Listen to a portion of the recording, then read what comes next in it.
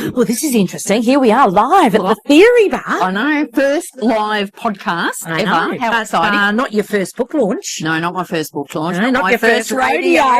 Hey. So you excited? I'm very excited. Very excited about this book. I know every book I write, I go, it's my favourite, but seriously, very This is excited. a good book. Yeah. I've read all of your others. I've actually either been featured in them, or I've written something in them, or I've been your MC. You have. Your book launches. Yeah. But this one I'm particularly excited about because I reckon it is a ripper. Yeah. Number one. We're going for number one. Please put your hands together for Jack and Ram.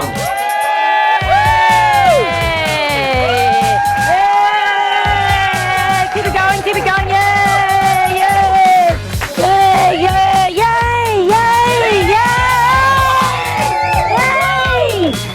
Hang on. I've got a glass of wine and you haven't. Could somebody get this woman a glass of wine, please? Hey, what's interesting, Raoul, is I didn't know we had this many keepers. Oh, did I? I just thought only my mum listened to it. But here we go. Clearly, Mum and a few friends. Well, thank you, everybody, for turning up tonight. Today is our 94th episode. Woohoo! Which I think is pretty cool, 94 episodes. Yeah, I know. I seriously thought when we decided to do this podcast, what are we going to talk about after 10? Anyway, clearly we are so full of shit, we could keep going on for a long time. You keep self-referencing, love. Hey, number 94. It's got some significance. Oh, I bet you've done some research. I've done some research. Fun facts There's about gonna be 94. If you haven't noticed, Jack does all the research and I bring the funny stories. That's it. Oh, there's a bit more to you than that.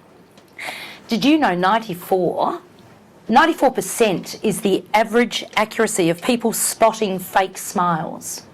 Oh. So by my numbers tonight, there's about 5 people in here who are really authentically smiling. The rest are all going, Oh God, they're so full of shit. Maybe they should have stopped at 10. Oh, look, Rich. And can we put hang on, round of applause for Rich, who I have to live he's with. Jack's husband, in case you hadn't known, and he does the voiceover for Keeping It Real. And some people say, does he really talk like that? And I go, he does. You go to your place, he goes, Jack, what's for dinner? Lucky I'm deaf. So this is a particularly special episode. We are recording live. This is our 94th episode, and we just happened to coincide it with a little book launch. Yay! I need to give them more alcohol. So I'm so excited to be here. Fucking Albert. We'll introduce Albert later. This podcast, episode 94, is titled Intelligent Jack Interviewing Smartass Author Raoul. I did not have any input into that. About her latest book called Story Intelligence, the craft of authentic storytelling made smarter with AI.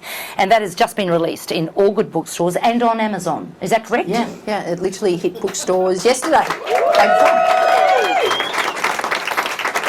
Quick story. I took Story Intelligence away with me just recently. Went away for a few days to get my cortisol levels down. And I read it cover to cover. Haven't read a book cover to cover for a very long time, and I absolutely loved it. Seriously. Thank you. Which I did tell you that already. And I thought I knew a little bit about storytelling, having, been mates with this one for 15 years, and she's been banging on about storytelling for 15 long years. Yet when I read the book, I actually learned a lot. I particularly loved the storytelling test you did with AI. Yes. That was very cool. Yes. Very, very cool. Very genius of me. It was very genius of you. Her typical humble self coming through, even live, keepers. It's a great read, it really is, and I learned a lot, and I can see this becoming a big deal. I think so. I think a lot of people are going to get a lot of value out of it. Seriously, I'm not just saying that to pump up your tyres. I think it's awesome. Okay, so I've got a few questions to ask you, which I'm going to ask you, and we do need to sort of talk about storytelling and the book, but then we are going to open it up so that anyone can ask a question about anything to us. Nothing is off limits. Jesus. And all right, I'm not Okay. a virgin. Okay, I'll put that out there now. So let's talk about storytelling intelligence. You said that this is the first book, and you are the author of 9 books, 8 published, 1 self-published. Is that right? I got that right? Good. This is the first book that you felt totally compelled to write. Why? Yeah, because the last book I wrote was 4 years ago, and there was a few people here at that book launch. We snuck it in between COVID shutdowns. And I seriously thought I'm not going to write a storytelling book again. Like, there is only so many things that you can write, and so I'm not going to write a book again. But it was about this time a year ago, I had so many people say to me, do you think AI will replace storytelling? And I was question. like, no, absolutely not. And then I'd have other people go, well, can you use AI to help with your stories? And my initial thing was no, but then I started to experiment, and I was sadly surprised how good it was. So it did change. So I remember speaking to Lucy, who's in the from Wiley. Oh, there you are, Lucy, Wiley team over here. And Lucy's used to me to going, oh, I've got a great idea for a book, and I talk to her and she'll go, nah. And, anyway, this one she went, yeah, I think there could be something in this. And I said, this was like, I think it was early December, and I said, give me time to work on it to the end of Jan, because sometimes I have an idea for a book and I realise it's just a 2,000 word article, and that's all it is, right?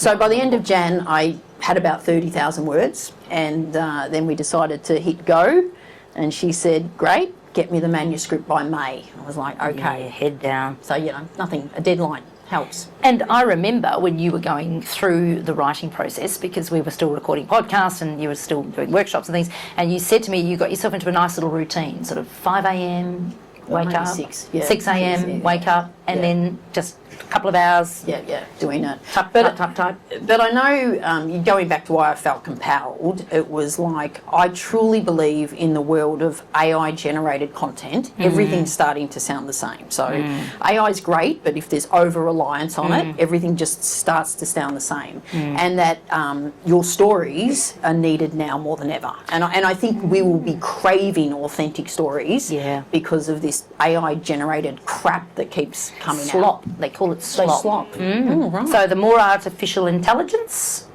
the more real intelligence we need. So I think you might be onto something. Yeah. I think you might be onto something. And you're pretty good at making shit up, I've got to say. You have a definition of story intelligence in the book that you had to make up. I was just wondering how easy was that? Not make up. You I had did to come up with it. Make it up. It's like you're sounding like I plucked it out of my ass or something. The first time ever. Yeah.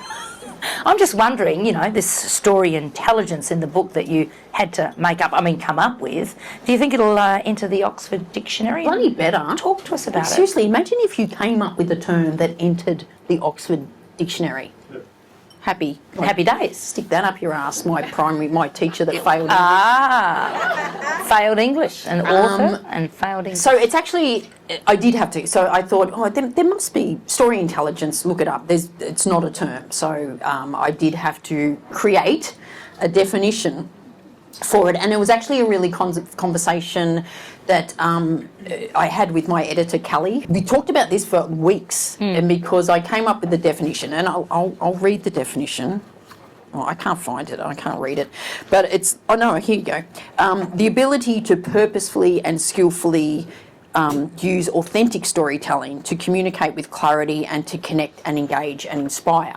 So easy to remember. So easy to remember. And the conversation was, well, you're talking about AI. Does AI need to be in the definition? And Callie and I spoke about this for a long time. I think I even spoke to Lucy about it.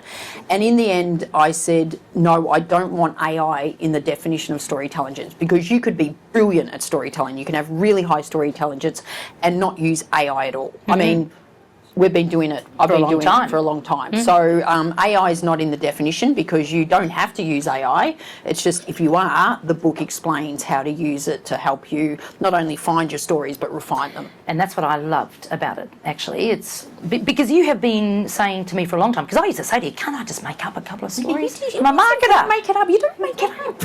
growled at me, said, you cannot make it up, has to be truthful. Oh, shit. Well, that threw out half your stories. That threw out most of my stories. So that was really interesting that you recognise that actually AI can help. So I've got to ask, did AI help you write the book? Yes, it did. Okay, so in what way? So I would use AI to research things when I was looking for stories. I'd help use it. There's a chapter on how you use AI to help find and refine stories. Yeah, that was good. That's in there. Like that. I used summary chapters. Like doing the summary chapters takes so long. It's like I used AI for that, Yeah. and then I changed it. It was like it's not as Sure. if I just took it and. But what it does is gives you a bit of a kickstart, Yeah, right? yeah. Then the hard work starts about publishing. You've got to write a lot of articles. But with AI now, I literally put a couple of chapters into ChatGPT. Yep. Say, I need an article, 750 words for professional communicators based on these 2 chapters. Comes out, and I change it. I didn't just, but yeah. So does that mean that AI has actually access to the text, or you gave it access to the text? I uploaded Because the 2 chapters, but I've got a paid version, which means it doesn't sort of go out. Sure. Something you just said that was interesting to me, which is, AI can help you with your stories, which says to me that AI would need some sort of intel on you. So we would need to be using AI, so it's got a bit of a sense of who we are, what we do, in order to come up with the stories, yes or no? I actually put in the book that I reckon it won't be very long before you're saying, you might go, I need to do, I've got to give a presentation next week on innovation and I want to share a personal story. Can you find, and it would mine all your social media and go, what about that time you did this? Be able to do that, which is sort of scary and probably not what you wanted to do. But what I say now is use it as your storytelling coach. So literally get into ChatGPT and say, I want to find a personal story around innovation. Can you act as my storytelling coach and ask me questions to find it? And it'll come back with all these questions. That'll help prompt like if you wanted to try to find a story on innovation and you couldn't, I would ask you all these questions. That's and right. it would help you remember something, and then you give it the bare bones, and then it turns it into a story. Now it's filling the gaps, so you then have to go, actually that didn't happen that way, but it happened this way, and you change it. So what it does is it makes it more efficient and helps you remember the stories. And that's the hardest part, I think. Yeah. Actually remembering what stories that you might have to use. Yeah. Sometimes this is where AI can help. it's hard to come up with it. People go, I just can't find the story. Yeah.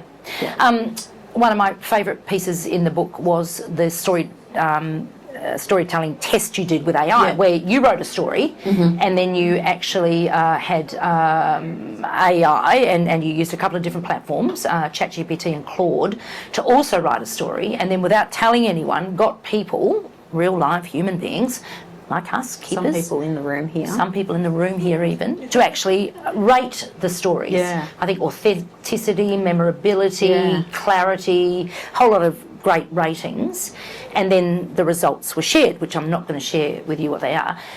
What made you think of doing that, and were you surprised by the results? So the premise of the book, besides your stories are needed now more than ever, is that AI is pretty good at coming up with stories. So when I started to experiment, like I said, it would come up with a story and I go, Jesus, that's actually pretty good. But it was missing something. And what it was missing was authenticity. So I wanted to put that to the test. Now, only 22 people did this, so it's not going to stand the test of academic rigour, and I didn't do it for that. I did it to test my hypothesis. So there was 6 subjects, so I wrote a story for each subject. I got ChatGPT to write a subject and Claude. So there was 18 stories in, and then I got asked people to rate them. And they had no idea. In fact, they didn't even have any idea some of the stories were AI generated. So they rated them all, and what I can give the results. Like 4 out of the 6, my story was rated better. Wow. One story, it was all equal. And in one instance, AI was rated better than my story. Like rude. Yes. Yeah. I must say, as I was reading the stories, I'm thinking, gee, that was good. And then I look at the results and think, wasn't meant to think that. People in this room that rated it, not mentioning anyone by name, Hillary Crow, who rated my story that I thought was a really good story really badly. Anyway, good on you, Hillary, keeping it real. Keeping it real. But the interesting thing was, one of the things was clarity of the story. Like, so does the story make sense? And authenticity. Yeah. all of mine, the difference between clarity and authenticity was really minimal. Like it was sort of the same. Interesting. With AI, clarity was high, so the story made sense, but authenticity was really low. How do you test authenticity? Well, I would just sort of how do you ask, know? you sort of just, some of the stories they come up with, it's just so cliche. Yeah. Like, it's cliche. Yeah. And you just go, that doesn't happen. One of the stories they said, I was sitting in a meeting and my boss was asking someone to present and I really hate speaking, so I hoped you didn't pick me, but someone who hates speaking always secretly hopes they get picked. I'm going, bullshit. No one bloody secretly hopes they get picked. if they don't and like then it was speaking. like, I got picked and I decided I'm going to do this, and I did it. I was like, that's just bullshit. That doesn't happen, that's right? just not real. Just not real. Yeah, no. You sniffed it out, didn't you? sniffed Hey? it The out. storytelling I'm sniffer. yeah, That's the next it's book. Yeah. That's the next book. I could do a little scratch and sniff. Look at them. Remember those books, scratch and sniffs? Yes, this audience probably does. We've got a little friend here sitting on the table. We have. He's a mascot. Jack and hates Albert. annoyingly makes appearances on the podcast. It's actually not him, it's the voice he comes up with. What do you mean? So I wanted a little mascot based on my neighbour Alex. Where are you? Alex is in the room. Alex has a little mascot. Did you bring your little? Oh, you forgot. When she goes. Thank God, Alex. Do you have a little voice for him? No. Yeah, there you go. There you go. So she has a little mascot that she takes travelling. I thought, I need a mascot, right? And then I thought, Why? why ask why when you can ask why not, Jack? Seriously. I thought, what's a really smart animal? An owl. Some people say, someone said a crow. Anyway, an owl. And then what's a really, really famous, really intelligent person? Albert Einstein. Albert Einstein. So his name is Albert. Albert. See? And he loves coming on, and he loves annoying. I love annoying you, Jack, because you It works. you get sucked in. Anyway. Yeah, wait till you come to the farm next, Albert. So anyway, burn pile for you. after the podcast, we'll be doing book signing and photo opportunities with Albert. If you're lucky. If you're lucky. Save me now. Okay, let's move it along. All right, I still want to talk to you about storytelling and story intelligence. So can you believe what you've achieved over the past 20 years with storytelling? I mean, I remember when I first met you and this PR chick said, you've got to meet this woman, Gabrielle Dolan, and there was another person as well. They are doing storytelling for business. I said, they're doing what? I mean, I'm in marketing, I can spin some shit, but this is good. Storytelling for business. And so we met. Mm-hmm. And I thought, she might know a bit, actually.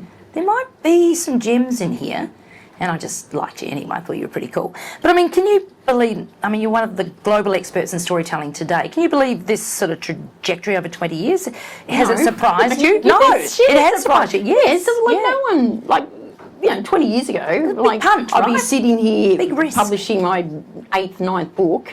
On storytelling? No, absolutely. Like travelling and around the world speaking it. Does it surprise me? Absolutely, it surprises me. But you must have figured something out 20 years ago to say, well, actually, I think this is worth giving it a go. What was the impetus for that? And it was probably about 25 years ago when I was still working at NAB in big change management roles. Shout out to the people that NAB's still here. Banking would do it for you. So there's people from NAB that I worked with 20 years ago on this transformation. They're there. Don't get too excited, NAB people, because there's other people from NAB. They've got the VIP table right at the front. There's also other banks here, I might say, as well. Also in change management. That I've been Love a good restructure. working with in Just IT since for like 100 years? Yes. 30 years. Don't even say it. Don't even say it. So, met Vicky when I was 20. Freaking hell. Gosh, that long ago. Yeah. So, the impetus for starting. where were you? Yeah. Sorry. Where was I? It was in those roles at NAB that in a leadership role, so Having to managing spin a people. few stories. No, but we're talking about change. And so what I noticed is that when you communicated change through a story, it wasn't a silver bullet, but people sort of seemed to get it. And I remember thinking, I reckon there's something in this. So this is personal stories you're referring to, as in... At this stage it was just stories. I didn't realise. And then I realised, I started to realise that the personal stories were more powerful than the work stories. And because I had, in my career at NAB, done a lot of designing and delivering leadership programs. Like I knew I had the ability to teach people something, and I just thought, I reckon this is a skill, and I reckon, what the hell, I'll give it a crack. And Alex and Jess were like 2 and 5, and I thought, remember. If it doesn't work out, I will just, stay at home with the kids for a while and come back and get another job. There'll be another bank. There'd be another bank. Anyway, it'd be fair to say it worked out. It worked out. It did indeed. Thank you. Nice. A little bit of crowd interaction. If a leader lets AI write all their stories, what happens? What do they lose? Oh, they lose authenticity. Like, seriously. You reckon people can sniff it out? They can tell? Sniff it out. You can just, it's like that example I gave before. It seems far-fetched. It either seems far-fetched, or it's cliche, or there's a lot of analogies. In the written format, there's bloody M dashes coming out of your head. But I think AI is getting onto that. Yes, they've changed that this week. All the people, Kelly and all the wily people who love M dashes. Yeah, but their M dashes, as in their AI, is very long. Oh, they're just overused. Correct. Like, seriously, does anyone know how to insert an M dash? Yes. Oh, but they keep putting M dashes in when it should just be a comma, or not even an M dash. Dot. I'm a fan of the dot. But sometimes there's no need for either. Let me just continue the sentence. All the communication experts and journalists and writers know how to use an M dash. Most people do not. Anyway, it doesn't matter. No, true. So you reckon if a leader was to use AI to write all their stories, they would lose authenticity, and people would figure it out? Yeah, you'd figure it out. You can see it. You people are on LinkedIn. You see it all the time, and you can just tell this is AI generated content. Yeah. So if I was a leader and I was a bit stuck for stories because I don't know, maybe I'd lived a very quiet, sad life. A few leaders I've worked for did. And may continue to, and if I want to use AI to help me write the stories, but I don't want them to stand out as not being authentic, what would I do? Well, I think what I talked about before, it's use it as your creative partner. So say, ask me questions to help find the stories. And then it might write the stories, but then change it. Make sure you haven't lost your voice in it. Gotcha. Make sure there's words in there that you would never normally say. Make sure it's accurate. And be prepared to put in your story like how you really felt, for example. Sure. So AI can't tell you that. Is it worth doing a prompt, and this is just an off-the-cuff question, where I say, my name is this, I've spent the last 20 years doing this, and one of the things that surprised me was this, and I reckon there could be a story in that. Yeah, and so the more you give it... I would then add, ask me questions to help flesh out that story. Cool. So use it as your coach. Use it as your storytelling. Like hang on. Whoa. No. We need live coaches, real coaches. Okay, coach. Now I've got stables to build. What's a quick way to take a boring update and turn it into something that people will remember? AI or not AI? In fact, no AI. But you say just have a story. Most of us, I know we've got lots of stories, but we don't think to sort of use it in a business sense or in a commercial sense. So what would be one quick way to do that? Is there a formula? Is there a recipe? Is there something we can remember? What was that? Framework. A framework. I said framework. See? There is a framework, but you're not going to share it, Holds it on. Tina Sparkles over here. Okay. Holds it tight. Read the give them the book. Read the book. Buy the book. Read the book. But I always come back to, if you want it more engaging and you've just got boring data and figures and facts, which is business, how can you just bring that to life with the story? With the story. So one example. Give me an example. If you sort of go, 27% of customers, blah blah blah. Well, give me an example of one customer about that. Nice. Because 27%, who cares? Who knows? Okay. There's a start. Well, I got really angry then. I noticed that. And while you were flapping your hands around, I noticed your nails. Oh no, you noticed my nails? My daughter Never Jess. wears nail polish. No, but it's matching the book. Oh, you're so Jess on has brand. got an I like the- SQ, Story Intelligent. Yeah. I was going to go fuck you. Of course you were. Of course you were.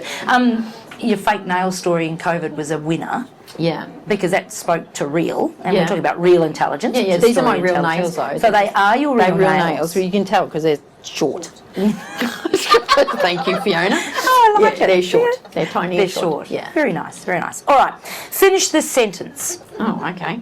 If leaders told better stories, workplaces would be... More engaging. What makes a more engaging workplace? What does that look like? Stories. Now, the stories help make the place No, more engaging. if leaders told stories, employees would understand what they're talking about. I often think the reason I love what I do, it's like has this like ripple effect. So if I work with one leader and I make them more engaging communicators, so when they present to their team or do a presentation, the people in the audience go, oh, that was actually really good, I get it. Like the ripple effect of that Is like great. if you can change one leader from boring to actually engaging, all their team are going, oh, thank God for that. And that's happening for the rest of their life and for everyone that works with them. So You're doing God's work, love. I am doing God's work. Sister Dorothy would be Sister proud. Dorothy would be... Was she the one who said you're a failure in English? No, Sister Dorothy was my year 11 biology teacher, and she wrote on my end of year report, Gabrielle will not have a heart attack from overwork. I take that as I reckon you nailed it. I reckon there's a goal to aspire Could to. you imagine if a teacher wrote that on your kid's report now? You'd be, oh, I can't do that. But, she nailed it. Good on it. Well, there are lots of things that, you can't do today that they did back then. What's one thing that every keeper in this room should do in the next 24 hours to improve their story intelligence? Well, Read it's the pretty book. obvious. Read the book. Read the book. You've all got a book, but you can buy the book for other people. No, just read the book. And you know what? Give it a go. In all seriousness, an okay story is better than no story. All the time, an okay story is Because better it'll than no still be story. remembered, right? It'll still be remembered. Yeah. And it might not be perfect. You might have stuffed up something, but an okay story is better than no story. No story. All the time. I'm sure that there are a few people you'd like to thank There that are. might have sort of been involved in the book and that sort of got you here and that, There is. sits next to you. And So, who are they? I know. Thank you, Albert. No, thanks, Jack. You I'm a legend, keep I know. it real. Yeah. There are Kelly, my editor. Where is Kelly? You said it there. Seriously. On you, Kelly. Kelly's worked on pretty much every book except one you couldn't because you're on maternity leave. Rude. As if that's an excuse. But yeah, you wouldn't want Kelly to be a doctor. Because she's got some real, tough love. I don't Right, think she's tough got, love. I don't think she's got good bedside manner. What she All I'm tells saying, she keeps it She real. would just go, well, that is just shit. It does not make sense. I was like, okay. And Welcome she'll to my world, Kelly. it's just like I send her a draft and it comes back she goes, no, I just got rid of all that. Crap. No, just got you need to Yeah. do that again. So, but clearly, Editing. takes my very average first draft into Good on you, a Kelly. very good draft. Thank you. The team of Wiley are here. Lucy is, when I first met Lucy, 12 years ago or so, I told Lucy, I met her and said, I'm glad we met because I've got a bestseller on my hands. And then I just started, Humble as ever. started to backpedal ever since then. But Still yeah, waiting. Lucy, you believe in me as an author well before I believe in me as an author. So thank you very much. Nice. Lucy. It's going all soft on us now. The people that did tested the stories, there's some of you people in the room, so thank you for that, except for Hillary, who rated my story. On you, Hillary, keeping it real. We love it. So there's people who are in the book. So some people submitted stories. Hands up if your story's in the book. There's a few. Yeah? Okay. Russell Holstock, I don't know if you put your hand up, I don't know if you know, but your story's in the book. I was just like, I seeked permission off Gail. So if you get to the thing about release Russell, Release Russell. Russell's here. I remember that story. That was a great story. Yeah. Release Russell. People who wrote testimonials are here. Thank you. It's always good to send it out to people and get some testimonials. Kieran Flanagan, who can't be here, but Kieran actually came up with the subtitle. So talking about using AI, I used AI to come up with the title. But the title AI threw back at me was narrative intelligence, and I hate the word narrative. So I like story intelligence, but I could not find a subtitle, and it was when I asked Kieran, she just came back with a whole heap, and it was like, that's the one. That's the one. You know, AI is one of your creative team, not the most important one of your team. Like to thank, who else do I need to thank? I like to thank, got to thank the family here. In fact, we probably need to thank the whole Keeping It Real fam. So we've got Richard, who's the voiceover. Hey, Richie. He earns his keep. Steve at the back. He does. Steve earns his keep. Steve at the cap. And we've got all the lovely, because Richard and Stephen, I don't know if they listen to the podcast anymore. Steve used to listen to the podcast, and he said he'd get really nervous. And I would just, it's probably good that they don't listen. I think it's best they don't listen. I think it's best they do listen. But the other because they don't hear enough of us. Yeah. The other characters that often get a mention in the podcast are our respective children. So your two beautiful Maddie and Lewis. Maddie and Lewis, and we actually interviewed Lewis on the podcast a couple of weeks ago. Right, so we did. That was a bit of fun. That was fun. And Alex and Jess, my two, that often rate a mention. And I used in stories over and over again, but they are good stories. So if you've come to my workshops and heard stories about Alex and Jess, make sure you seek them out. They're out the back. But Keelan? Oh, Keelan, sorry, Keelan. Our producer, Keelan. Where are you, Keelan? Oh, he's long-suffering. He's hiding. He's right at the back. Where is he? Oh, there he is. He's somewhere. He's beautiful. Okay. He's a good guy. Unless anyone has a question. Of course there's questions. Hello. Questions, second round. Yes. We're going to start off with Jonah's going to start off. Jonah. Oh, God. Jesus. Buckle in. Who gave her the mic? Well, this week, all of the dictionaries brought out their word of the year. Yeah. So dictionary.com was 6-7. There was absolutely nothing. Yeah. See, if that shit can get in the dictionary, surely story intelligence Of course it can. And Macquarie was AI slop. Oh, right. So you're trending. You're I'm ahead trending. of your time. Yeah. But what might you hope to be the word of the year next year through the lens of your work? Story intelligence. Is that 2 words? Wouldn't that be cool? That would be so cool. Story intelligence. Yeah. I mean, so they're 2 words that are already in the words. dictionary, but you're saying join those together. Oh, can we? SQ. SQ. Like EQ. Like EQ. SQ. We might know people. We might know people. SQ. That's what's on my Thank you, nails. Jonah. Thank you for SQ. asking the question. Great first Very question. good question. There must be more questions. Are there any more questions? Are there any more questions? Surely a question. It doesn't have to be about the book. Or it could be about the book. Could be about the book. Could be about anything. Could be about the book. What's your first name? Lucy. Got a question? Lucy. Lucy's about to become your neighbour, Richard. Lucy loves a mic. Hello, Ral. This is a bit, it's not really necessarily about the book, but it's a bit of a book-related question. So, from what I understand, you've written books that have been about storytelling and they've had a commercial business lens.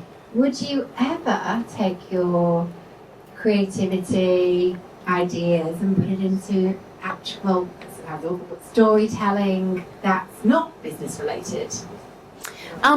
So one of the things in here is there's like storytelling for presentation, storytelling for sales, but there's actually a chapter on like storytelling for speeches, and it's even storytelling for eulogy. So I actually have got my dad's eulogy in there because I think it's it first started with business, but this one actually covers how you can use it personally as well. So it's going to be interesting read, Lucy. Is it going to be a novel? Yes. Oh, God, don't encourage her. The eulogy. The musical. The musical. That reminds me, who remembers Watership Down? Yeah. There was the most amazing billboard. I'll never forget it. And I saw it on social media years ago. And it was, you've read the book. Come inside, meet the cast, and eat the crew. Well, that's not going to be our tagline. We could do a Keeping It Real with Jack and Raoul musical. Oh, God, I can't stand this. Featuring Albert. There's a hand up at the back. Hands up at the back. Tall, good-looking gentleman. Ben. Dan. The man. Raoul, are you going to produce an audio version? And can you do it with you two maybe giving commentary at the end of each chapter? maybe Well, that was shit. As you go, I'm sure Jack would love to just interrupt a bit along the way with the audio book. Dan, thank you. Dan's in the book. So Dan's story is in the book about. Was it a good story? Yeah, it's about crossing Burke Street. So Dan is blind, and he has a great story about how Awesome, people should Dan. approach Good that. on you. Dan, I'm going to love that question because let me tell you, Oh, God, here we I go. have always wanted to do my own audio recording of my book, and For some reason, the she team didn't. from Wiley keep sort of saying, "Well, it needs to be, it's better if it's a professional, But anyway, in fairness, Lucy said, "No, if you really, this was about 2 books ago. I think you said if you want to do it, fine. You've got to send me a 3-minute audio version." Do you think I could get 3 minutes out? I could not get. I'm reading my book and just kept fucking it up. It's hard. And it's hard to read, and you're reading it and you go, "Oh, that sounds shit. Why did I write that?" And I just couldn't do it. And so there's a real skill. But I remember reading one book that had someone else do the audio, but then after the end of each chapter, there were people, like the author discussed it with someone. So I reckon there's something in that. We could do that. Oh, little audio book going rogue with Jack and Raoul.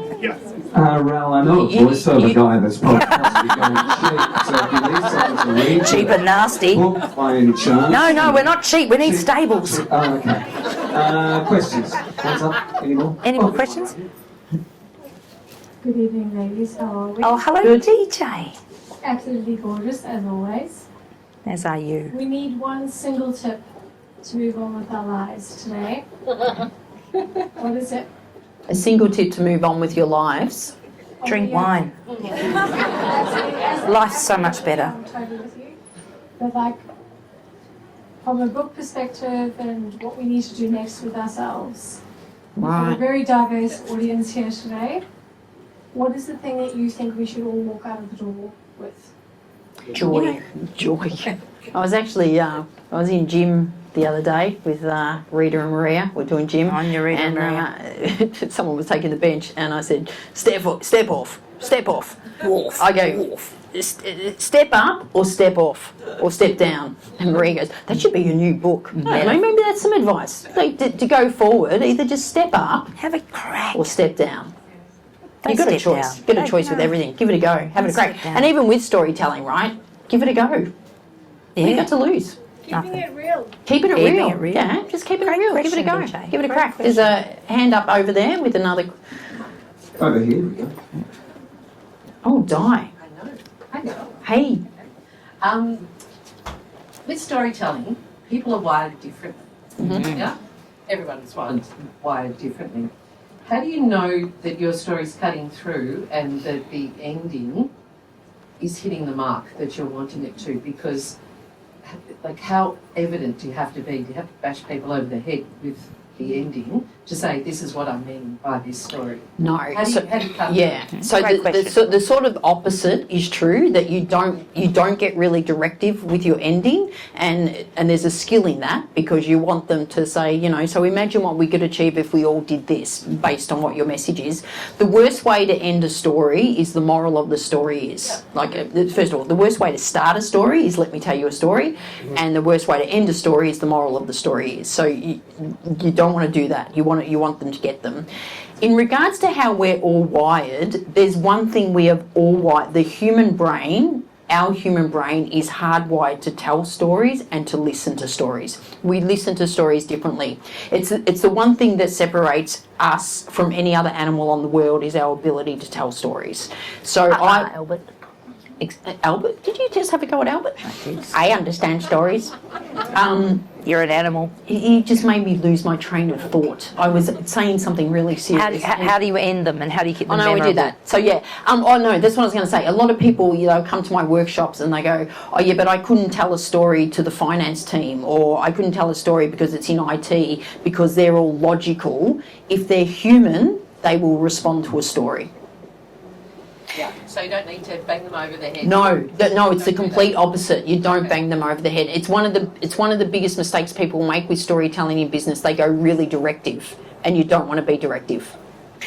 Something that made me think of this, thanks to Di, is what's the importance of keeping the story quite short? Super important. Yeah. Especially in business, your story should be like 1 minute, 90 seconds. Yeah. When you start going longer than that, people get to the point. Yes. Even if it's not in business, even if you're doing like a speech, a 21st speech or something, just keep it really short.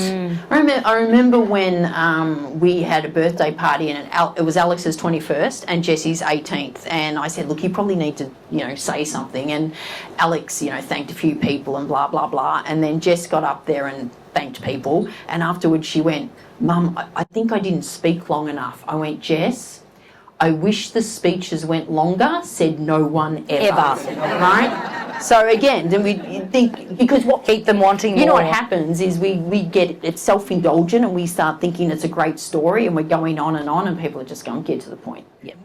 Speaking of self-indulgent, we might be done. If there is no further burning questions, a couple of things from me. The first is absolutely enjoy the beautiful gift that you've been given tonight, thanks to Rail's generosity. This book is a beauty. It really is a great book. And they've all been signed, but if you want me to sign it individually, come and see me at some point throughout the night. Nice. If there's no last questions, which I don't think there is, the idea is to stay on, enjoy, chat, get together as a community of keepers. We love you all. Thank you for your support. And there is one final thing, Richie Phillips. There is a final thing, and it is a big congratulations and a thank you to Gabrielle Dolan for writing this sensational book and for being here tonight and sharing it with us. And give you a full copy, signed copy as well. This is Maddie. Are we able to get the crew up? Maddie, Lewis, Alex and Jess. Steve. Come on up, Steve. Come on up. You get featured. We've got to do a This is our family shot. moment of time. Actually, ladies and gentlemen, we mentioned Keelan before. And Keelan. But he's down the back there. Hi. He's the producer of Keeping It Real with Jack and Rail, and he is the butt of many of their jokes. So we would like to thank Keelan again for setting up tonight. Where's the girls? Here they come. Hey, darling. Nice. Good to see you, sweetheart. He's only the butt of our joke because he looks about 12. Well, he is 12. He's an expert. He is So, 12. ladies and gentlemen, thank you very much for coming along tonight. We do appreciate you being here, and to Jack and Rail for being here and presenting themselves in their live podcast. Keep listening and keeping it real. Thank you very much. Thank you. Well done, Rail. Well done. These kids. Thank you, darling. You can go. Well done. Well done, Dale. Good work. Well done, mate. Bloody good work. You've been listening to another episode of Keeping It Real with Jack and Rail. If you like what you've heard, don't forget to tell others about it and give a 5-star review. They may seem confident, but they really are sensitive 5-star needy souls. Yeah, right. Keeping It Real, created by Jack Phillips and Gabriel Dolan. Produced by Keelan Ferrari Brown. And this really real voiceover, spoken by Richard Phillips.